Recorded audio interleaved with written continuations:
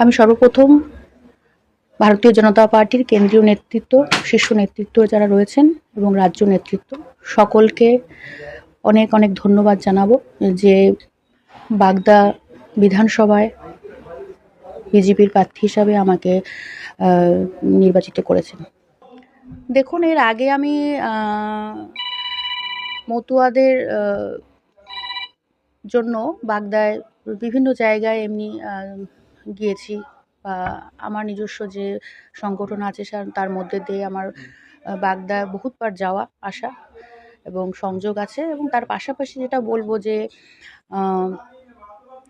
আমার হাজব্যান্ড বনগাঁ লোকসভার সাংসদ, তার পাশে থেকে 2019 সালে যেভাবে ভোটের সময় আমি অনেক প্রচারে ছিলাম এবং 2024 সালে, সুতরাং আমি পিছন থেকে ছিলাম।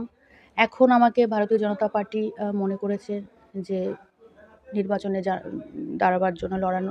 লড়বার জন্য। সুতরাং এটা আমার কাছে স্বাভাবিক যে লড়াইটা আমি করতে পারবো।